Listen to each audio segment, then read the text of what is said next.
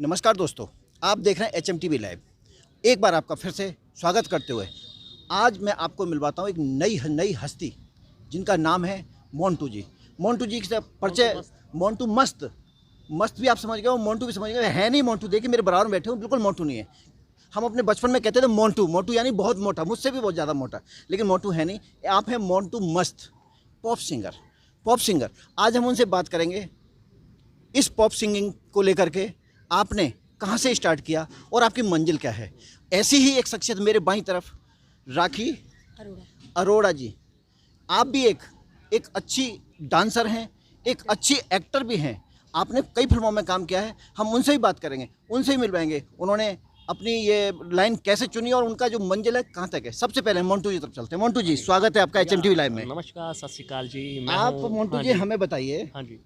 आज की डेट में जो चल रहा है ये पॉप सिंगिंग, यानी कि एक आज से पहले 50 साल पहले 40 साल पहले एक हिंदी फिल्मों में बहुत अच्छे अच्छे गाने सुनने को मिलते थे और वो सदाबहार आज भी सुनने को मिलते हैं। लेकिन पॉप सिंगिंग आती है, बहुत तेज़ी से आती है और लोगों के जो नव युवक हैं उनके दिल में घर करती है, बहुत तेज़ी से छाती है और बहुत जल्दी गायब हो जाती है। आपका क्या कहना है? देखिए सर, मैं आपको बताऊं, जो ओल्ड सॉन्ग्स हैं आज के टाइम में वो भी गोल्ड है हमारे लिए। हम जब स्टेज पे होते हैं हम पुराने गाने भी गाते हैं और जो पुराने सॉन्ग्स में रफ़ीदा किशोरदा की वॉइस में जो सॉन्ग्स हैं वो आज भी धूम मचा रहे हैं। और हम जब स्टेज पे गाते हैं हमें उन गानों को गाने का भी अलग ही मज़ा आता है जब हम लाइव गाते हैं पब्लिक के साथ।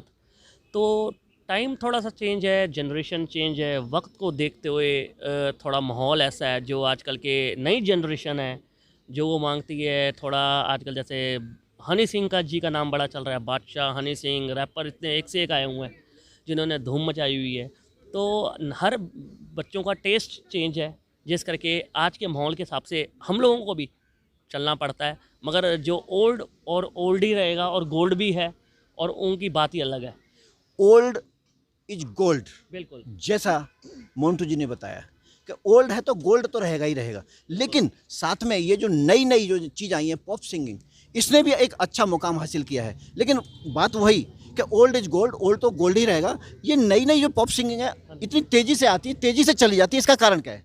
देखिए, इस लाइन में बहुत सारे सिंगर हैं जो कुछ ना कुछ नया लेके आते हैं डांसिंग नंबर।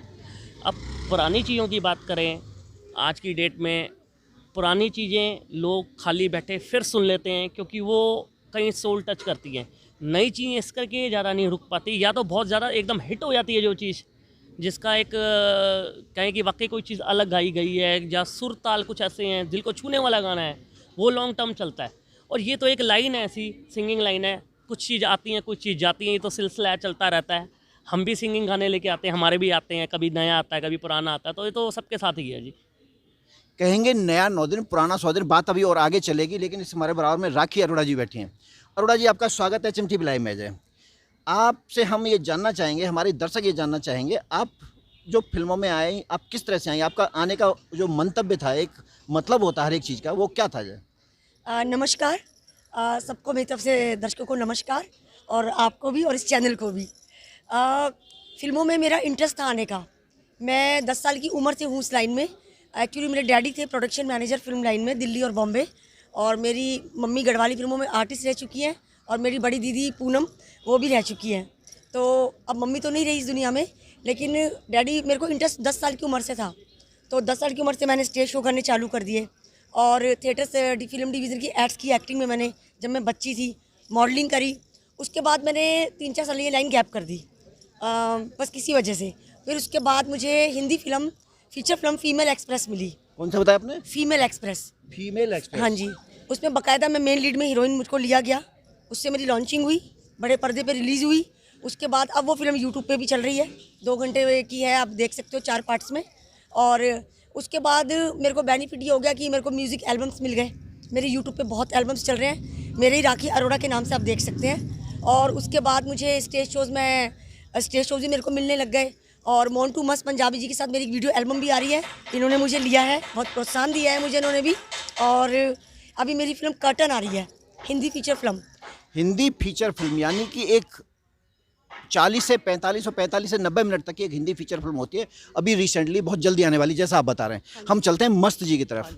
मस्त जी, हाँ जी। आप हमें बताइए, जो आज के जो लॉकडाउन से निकलने के बाद में बहुत कम लोग थिएटर में आए हैं, हाँ जी। यानी ज़मीन पर आए हैं। अभी तक डिजिटल एक युग चल रहा था। अब अचानक से लॉकडाउन का जो हिस्सा है, यानी कि कोरोना काल, थोड़ा सा उसका जो संकट थोड़ा सा कम हुआ है, उसके बाद आप लोगों ने धरातल पर आए हैं, तो आपको कैसा लग रहा है दोबारा से इस फील्ड में उतरना जाए? देखिए, फ़र्स्ट ऑफ ऑल अच्छा मुझे बहुत लग रहा है, क्योंकि अभी भी हम देखें कोरोना कम है और अभी बढ़ भी रहा है। मुंबई में भी आपको पता कैसे है, और अभी शोज़ चल रहे हैं, उसमें भी हमें थोड़ा सोच के जाना पड़ता है कि किस तरह से जाएं, फैमिली भी है। तो कोरोना कम भी हुआ है और अभी ज़्यादा भी है, शुरुआत हो रही है फिर से, मुझे जो लग रहा है, क्योंकि हम सारी चीज़, सो जो मेरा मैसेज लोगों को यही है कि सोशल डिस्टेंस बनाएं, मास्क रखें, हाथ सैनिटाइज़ करें। और हम भी जब शो पे होते हैं, हम कोशिश करते हैं कि हम अपनी प्रिकॉशंस लेके चलें, मगर क्या करें कि पब्लिक जब होती है ना, हम स्टेज पे होते हैं, पब्लिक हमें नहीं छोड़ती, तो जिस करके कहीं हमें पब्लिक का, अपने फैंस का दिल रखना पड़ जाता है। और मैं आपको बताऊं, मैं इस लाइन में 2002 से हूँ। मेरा नाम मोंटू मस्त है, पंजाबी पॉप सिंगर दिल्ली से। और मेरी शुरू में स्ट्रगल बहुत रहा, मुझे किसी ने चांस नहीं दिया, और मैंने बहुत मैंने किसी का कुछ सीखा नहीं म्यूज़िक, मैंने अपनी मेहनत से आगे आया हूँ। और मेरी फ़र्स्ट एल्बम जो मेरी आई थी 2006 में आई थी, जो सिंगल ट्रैक था नचन गबरू, काफ़ी लोगों ने उस गाने को प्यार दिया। और उसके बाद फिर मेरा मूड बना कि मैं, जो आपने नचन गबरू का जो नाम लिया है, उसमें से कुछ हमारे दर्शकों को सुनाना चाहेंगे? बिल्कुल मैं सुनाऊंगा आपको। नचन गब्बरू नचाउण गब्बरू, नचन गब्बरू नचाउण गब्बरू, भंगड़े च डांगा खड़काण गब्बरू, भंगड़े च डांगा खड़काण गब्बरू, तिल वाली जुत्ती उत्ते लाल सूई पग बण, ਉਹ ਤਿੱਲੇ ਵਾਲੀ ਜੁੱਤੀ ਉੱਤੇ ਲਾਲ ਸੂਈ ਪੱਗ ਬਣ, ਭੰਗੜੇ ਦੀ ਰੌਣਕਾਂ ਵਧਾਉਣ ਗੱਭਰੂ, ਨੱਚਣ ਗੱਭਰੂ ਨਚਾਉਣ ਗੱਭਰੂ, ਭੰਗੜੇ 'ਚ ਡੰਗਾ ਖੜਕਾਣ ਗੱਭਰੂ। मोंटू मस्ती, मैं आपसे एक सवाल छोटा सा करना चाहूँगा। जितने भी ये पॉप्स आए हैं, पंजाब से ही क्यों निकल करके आए हैं? उसका कोई कारण है, या कुछ ज़मीन में उसकी, वहाँ की कुछ बेल्ट में कुछ ऐसा है? मैं देख रहा हूँ कि बहुत समय से ये जो जितने भी पॉप्स निकले हैं, पंजाब से निकल करके आए देखो, हैं। पंजाब में सारे शेर रहते हैं, बब्बर शेर, आपको पता है। तो जितने शेर हैं ना, वो वहीं से ही आते हैं, वही आगे निकलते हैं। तो ये जो आज बॉलीवुड फिल्म इंडस्ट्री में इतना जो धूम मचाया हुआ है, ये शेरों का काम, शेरों की बात है। जो पंजाब में इतने बड़े बड़े सिंगर हैं, गुरदास मान साहब, हंसराज हंस जी, सदूर सिकंदर जी, कितने सारे सिंगर सीनियर्स हैं जिनको हम सुनते भी हैं और हमने सुना भी है, और आज भी हम कुछ गाने उनके सुनते भी हैं। तो कहते हैं उनकी भी बात बिल्कुल अलग है। तो ये एक बहुत अच्छी बात है कि पंजाब से बॉलीवुड में सिंगर्स कदम रख रहे हैं और अपना इतना बढ़िया बढ़िया वो कर रहे हैं। मीका जी को देखो, धूम मचाई हुई है जगह जगह, दिलेर मानी, मीका जी, और ज़्यादातर मैं उन्हीं को ही फॉलो करता हूँ, मीका जी को ही। और मेरी अपनी 7 वीडियोस एल्बम्स आ चुकी हैं, यूट्यूब पे हैं। मेरा एक गाना भी आया था, मस्ती मस्ती, सीमा डोगरा जी ने उसका शिवा दादू जी ने उसका वीडियो किया था। और एक मेरा लव सॉन्ग आया था, माई चॉइस, सीमा डोगरा जी ने उसका वीडियो किया था, म्यूज़िक किया था जीएस गुरदास, लिरिक्स लिखे थे सुरमनी संधू, और काफ़ी लोगों ने उस गाने को पसंद किया। लेकिन मोंटू मस्त जी, मैं आपको बता दूं, आपने पंजाब की बात चल रही है, हाँ जी। आप भी पंजाब से ही हैं। हाँ जी। पंजाब से तो संत भी बहुत सारे आए हैं, हाँ जी। अच्छे अच्छे संत भी पंजाब में ही हुए हैं। हाँ जी। नानक देव को कहिए, बहुत सारे, मैं बहुत से नाम गिना दूंगा जी। आपका क्या कहना है कि मतलब सिर्फ शेर ही शेर पैदा हुए हैं, वहाँ से संत भी निकलते हैं? नहीं, बहुत तरह के लोग हैं, संगीतकार से भी हैं। अब नई जनरेशन में संगीतकार अपनी जगह हैं, एक्टिंग में भी हैं, मॉडलिंग में भी हैं, मतलब बहुत तरह के लोग हैं जो निकल रहे हैं। तो ये बहुत अच्छी बात है। तो आज के डेट में जो नया टैलेंट, ये जो अभी राज वर्मा जी जो ये फैशन शो करा रहे हैं, ये बहुत बड़ी बात है। एक ऑर्गेनाइज़र शो करा रहा है और नए बच्चों को चांस देते हैं। तो हमारे टाइम पे मुझे याद है कोई चांस नहीं मिलता था, कोई प्लेटफॉर्म नहीं था, हमें पता है हमें खुद ही आके खड़ा होना पड़ता, भाजी एक चांस दे दो। तो हमें कोई पूछता ही नहीं था, यार भाजी 2 घंटे खड़े हो जाओ, 3 घंटे खड़े हो जाओ। तो आज ऊपर वाले की, मेरे फैंस की थैंक्स करता हूँ कि मुझे इतनी, आज मैं जो कुछ भी जो उनके बदौलत हूँ, अपने फादर मदर की रिस्पेक्ट करता हूँ, उनका मैं तेरे से थैंक्स करता हूँ, फैमिली मेम्बर्स का। बहुत अच्छी बात मोंटू मस्त जी ने बताई। लेकिन अभी हम चलते हैं राखी जी के पास में। राखी जी पंजाब से आती हैं, आपकी जो प्रेरणा स्रोत है वो कौन है? मेरे प्रेरणा स्रोत तो मेरे मम्मी डैडी हैं, और मेरे भाई बहन भी हैं, और भगवान तो है ही, यही है। भगवान तो है, यानी भगवान जो सबका भला करता है उसे भगवान कहते हैं, और भगवान पर सभी को बहुत एक यकीन और विश्वास होता है। वो जब भी कोई काम शुरुआत करते हैं, सबसे पहले भगवान का नाम लेते हैं। और पंजाब उन संतों की नगरी है जहाँ पर बहुत सारे संत भी हुए हैं। तो आज हमें आप ये बताइए, अब आपका अगला टारगेट, आपका लक्ष्य क्या है? मेरा लक्ष्य तो यही है कि मैं उस मुकाम तक, जिस मुकाम तक दुनिया पहुंचना चाहती है, बस अब उस मुकाम पे पहुंचने की मेरे को जरा सी देर ही लगेगी, ज़्यादा नहीं, वो मंजिल अब दूर नहीं। तो आपका जो आदर्श है, कौन सी हीरोइन है? दिव्या भारती। जो आप दिव्या भारती कब तक बन जाएंगी? अब ये तो मैं कह नहीं सकती, दिव्या भारती का तो मैं क्या मुकाबला मैं नहीं कर सकती।